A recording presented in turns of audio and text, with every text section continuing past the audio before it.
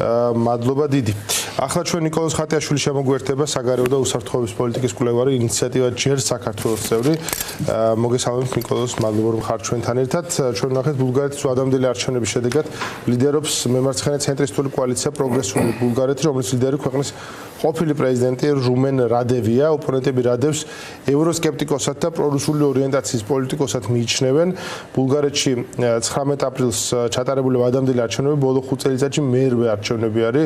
უკვე მიუთითებს ეს რამხელა კრიზისია საუბარი.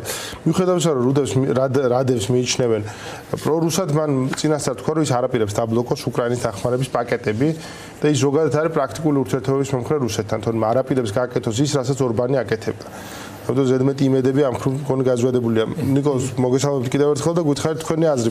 რა მნიშვნელობაც არის ზოგადად ბულგარეთი ჩვენი შავი ზღვის უსაფრთხოების არქიტექტურაში, რა კონტექსტს უქმნის ის რუსეთს და ის არის დამაკავშირებელი ხიდი სხვა ბალკანეთთან, ხო? გარდამავალი ხიდიც მეტის და წლების განმავლობაში მას კიდევ ერთ საბჭოთა რესპუბლიკას უწოდებდნენ, როცა ის უბრალოდ ვარშავის პაქტის ნაწილი ხო იყო, ვარშავის პაქტი კი. ხო და მოდი აი გითხარით ბულგარეთის კონტექსტი როგორი არის. ჩვენ ბულგარულ პოლიტიკას ნაკლებად ვადევნებთ თვალს. მოგესალმებით, მივესალმებით თქვენს მაყურებელს, მადლობა გადაცემაში მოწვევისთვის.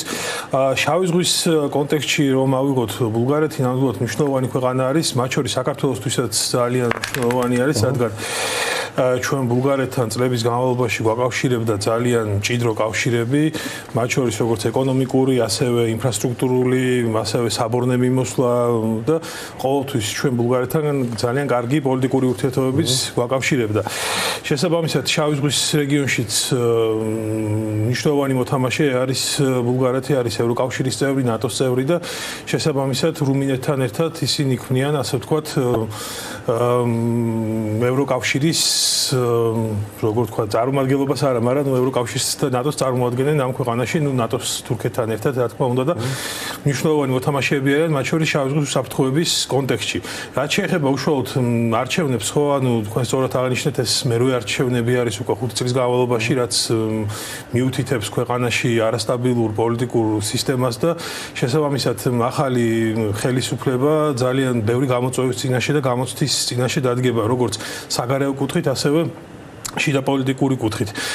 შიდა პოლიტიკური კუთხით იცით რა სიტუაციაც არის დღეს ბულგარეთში, არის მართლობასთან დაკავშირებით გამოწვევები, არის კორუფციასთან დაკავშირებული პრობლემები, კანონის უზენაესობასთან და ეს გახდა ერთ-ერთი მთავარი ტრიგერი, რომელმაც გამოიწვია კიდე ერთი, ასე ვთქვათ, ახალი არჩევნები ამ ბევრთაგან. თუმცა განსხვავება წინა არჩევნებისგან არის ის, რომ რადევის სავარაუდოდ დიდი ალბათობით მიიღებს უმრავლესობას, რის საფუძველზეც მას ექნება შესაძლებლობა ჩამოაყალიბოს უკვე სტაბილური მთავრობა, შეიძლება აღარ დადგეს ძალიან პატარა ალბათობა არის იმისა, რომ კოალიციის საჭიროება გახდეს, თუმცა დღევანდელი მოცემულობით ის მარტო შეძლებს მთავრობის დაკომპლექტებას და სწორედ ეს სტაბილურობის შეგრძნება და სტაბილურად ჩამოყალიბებული მთავრობა შესაძლოა გახდეს სწორედ ამ კრიზისიდან გამოსვლის გამოსავალი, თუმცა მაინც იმდენი გამოწვევის წინაშე დგას ბულგარეთი, რომ ძალიან რთული იქნება ამ პრობლემების დაძლევა.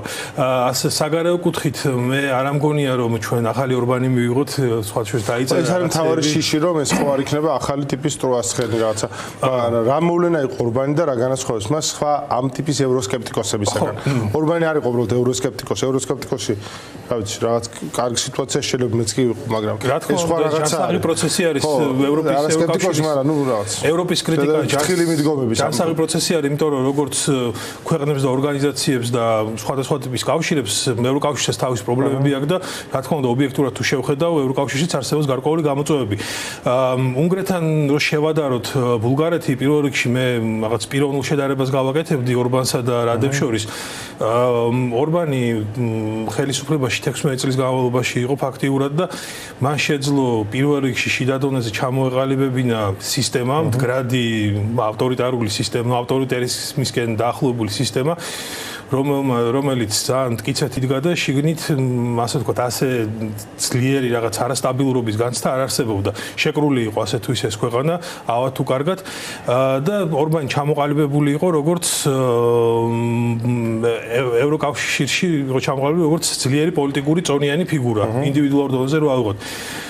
და შედარებით უფრო ნაკლებად დამოკიდებული იყო უნგრეთი ევროკავშირზე, იგივე ფინანსებთან, რა თქმა უნდა, მაგათაც ისინი იყენებდნენ იგივე ფინანსებს და სხვადასხვა ინსტიტუტებს თავისი განვითარებისთვის, მაგრამ ისეთი დამოკიდებულება არ ქონდათ, როგორც დღეს ბულგარეთს აქვს და საჭიროება დგას ზოგადად ევროკავშირის როგორც ბულგარეთში.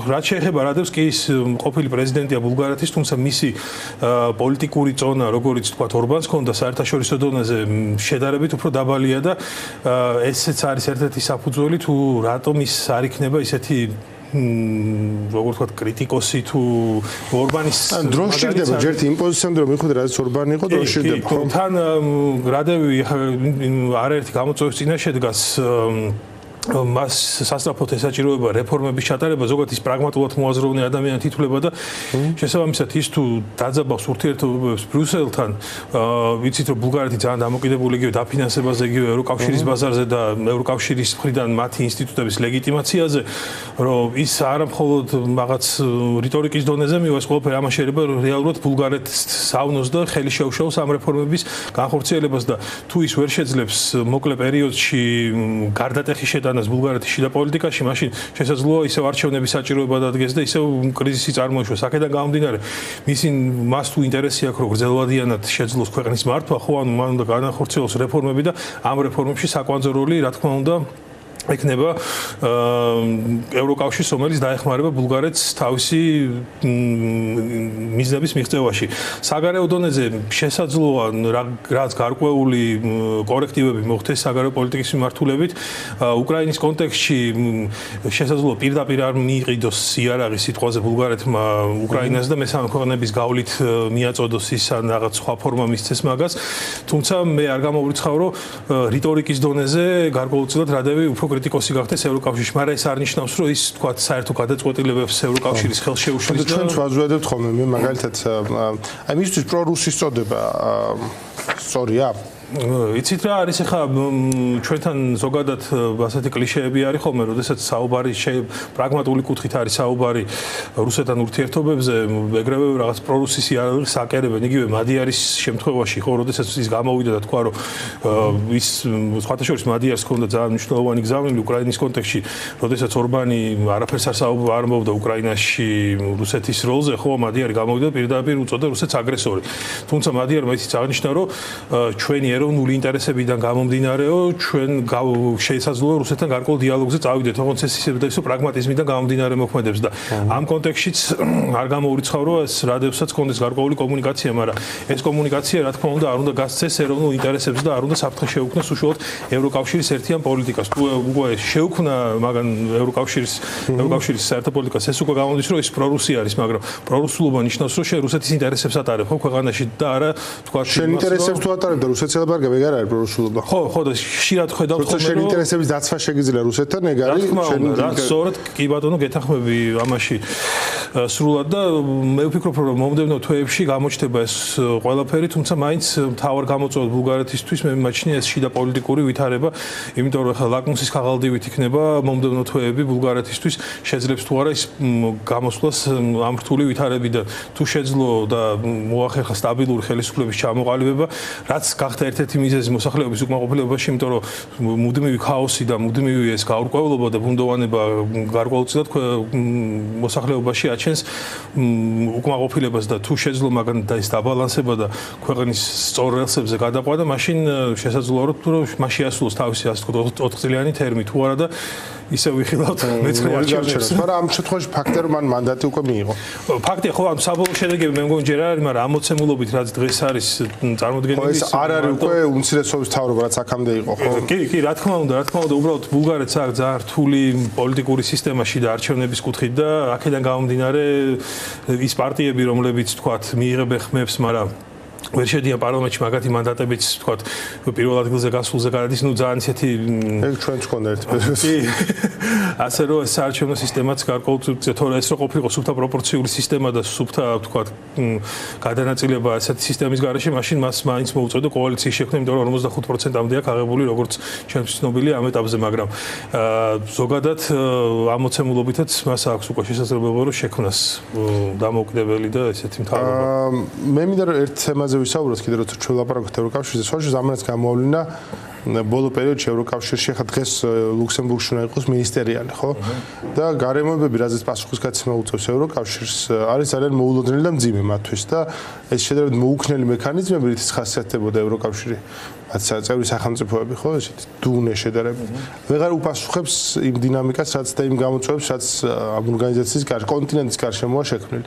რამდენად ადაპტირდა ამ ახალ გარემოებებთან ევროკავშირი და რამდენად ადაპტირდნენ წევრი სახელმწიფოები. ხო, ზოგადად, როდესაც ჩვენ საუბრობთ საერთაშორისო ორგანიზაციებზე, აი როგორც აი მარკეტინგის მაგალითი მინდა მოვიყვანო, როდესაც რაც ბრენდი არის წარმატებული, მას გააჩნია გარკვეული სიცოცხლის უნარიანობის ციკლი.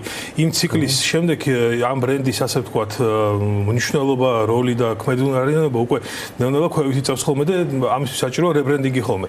ზუსტად ამ კონტექსტში რო შევხედოთ ჩვენ საერთაშორისო ორგანიზაციებს, ჩვენ დავინახავთ, რომ როდესაც არ ხდება ამ ორგანიზაციების რეფორმირება და ვთქვათ ადაპტირება ახალ გარემოზე, ისინი თავის ქმედებულობას კარგავენ. აი მარტივი მაგალითი გაერო მოვიყვანოთ, ხო? როდესაც მეორე მსოფლიო ომი დასრულდა და გაერო გახდა წამყვანი საერთაშორისო ორგანიზაცია, რომელსაც უნდა უზრუნველყო მსოფლიოში მშვიდობა, უსაფრთხოება და სტაბილურობა, ჩვენ დავინახეთ, რომ რა თქმა უნდა ის ძალიან ეფექტურად ასრულებდა თავის ფუნქციებს, თავის მოვალეობებს, თუმცა წლების განმავლობაში ნელ-ნელა ჩვენ ხედავდით, რომ გაერო სუსტდებოდა, იგივე თქვათ უშიშროების საბჭოს კონტექსტში, როდესაც ჩინეთი, რუსეთი და ამერიკა ყავს ერთად, ხო აქ რაღაც ღირე მნიშვნელოვან გადაწყვეტილებებზე, განსაკუთრებით რუსეთს ეხება, ხო აქ უკვე ძალიან რთულდება სიტუაცია და გაეროც კარგავს თავის სკროლს და ზუსტად აი ამ სიტუაციამ, როდესაც ვერ მოხდა გაეროს ეფექტური რეფორმირება, დღეს ჩვენ ხედავთ, რომ გაერომ ფაქტიურად თავის ფუნქციები დაკარგა. ევროკავშირიც ახლა შეიქმნა, ძალიან ეფექტურად მუშაობდა, თუმცა გარკვეულწილად შესაძლოა ევროკავშირშიც გაჩნდა იმის მოთხოვნილება, რომ ორგანიზაციამ განიცადოს გარკვეული ტრანსფორმაცია და ადაპტირდეს იმ გამოწვევებზე. იმიტომ რომ აი იგივე უნგრეთის მაგალითი რო ავიღოთ, ხო, ანუ 2022 წლიდან მოყოლებული უნგრეთი ერთი ქვეყანა ევროკავშირის დანარჩენ ქვეყნებს, როდესაც არსებობდა სრული კონსენსუსი რაღაც საკითხის ირგვლივ, უქმნიდა პრობლემას გადაწყვეტილებების მიღებაში, ხო, ანუ ერთი ვეტოს გამო. და სწორედ ეს გახდა გამოწვევა და მომავალში ესეთი ინციდენტები, რომ თავიდან იქნეს აცილებული, მე ვთვლი, რომ საჭირო არის გარკვეული რეფორმირება, რომ მოხნილი გახდეს ევროკავშირი, რა თქმა უნდა, მეტად მოხნილი რო გახდეს და გადაწყვეტილებებში უფრო სწრაფი იყოს, იმიტომ რომ ჩვენ ნახეთ 2022 წლიდან მოყოლებული ევროკავშირი, როდესაც იღებდა გადაწყვეტილებებს და ეს გადაწყვეტილებები ფერხდებოდა, ეს მხოლოდ კრემლის წისქულზე ასხავდა წყალს და ბევრი გადაწყვეტილება სიტყვაზე ერთი თვით ადრე რომ მიღებული იყო, იგივე სანქციები უფრო ადრე რომ დაწესებული იყო გარკვეული პერიოდის განმავლობაში, შესაძლოა ისინი უფრო ეფექტურები იყვნენ და მეტი თქვათ გავლენა მოეხდინა რუსეთზე. აქედან გამომდინარე, ამაზე საუბარი მიმდინარეობს კიდევ ევროკავშირში და მე ვფიქრობ, რომ ამის საჭიროება დღეს უკვე დადგა. კი გასაგებია, დღეს ორბანი აღარ არის, მაგრამ ჩვენ არ გვაქვს იმის გარანტია, რომ ხოლმე ახალი ორბანი არ გაჩნდება ევროპაში და კვლავ არ მოახდენს რაღაც პროცესების დემოკრატია არ უნდა იქცეს შანტაჟის იარაღი. რა თქმა უნდა, ეს მექანიზმად, რომელიც წინ წაიყვანს. კი ბატონო, გეთა. მადლობა ძალიან დიდი. ბოლოს კითხავთ აუცილებლად, რა ხდება თქვენს პლატფორმაზე ჯერ საქართველოს, როგორ ვითარდებით, როგორ ფართოვდებით, რა გეგმები გაქვთ, შეგიძლიათ თუ რა ამ გეგმებზე საუბარი? რა თქმა უნდა, სხვათა შორის დღეს ძალიან მნიშვნელოვანი დღეა ჩვენთვის, იმიტომ რომ ჩვენ გამოვაქვეყნეთ ჩვენი манифესტი, სადაც წარმოდგენილია ჩვენი ინიციატივის ხედვა, ის იდეები, რის ირგვლივათაც ჩვენ გავერთიანდებით და შესაბამისად ჩვენ ასე ვთქვათ, ჩვენ თავს ვეძახით პოლიტიკურ სტარტაპს და უკვე გარკვეული ნაბიჯები გადავდგით ჩვენ პოლიტიკურ საქმიანობაში შევედით და მომავალში, რა თქმა უნდა, დღის წესრიგში დგას ჩვენი პარტია და გადაქცევა, ასე ვთქვათ და უფრო ჩვენი საქმიანობის გაფართოება და მეტი პასუხისმგებლობის აღება ჩვენ თავზე. მადლობა ნიკოლოზ ხატიაშვილი იყო ჩვენთან ერთად. წარმატებებს გისურვებთ ნიკოლოზ. ახლა ჩვენ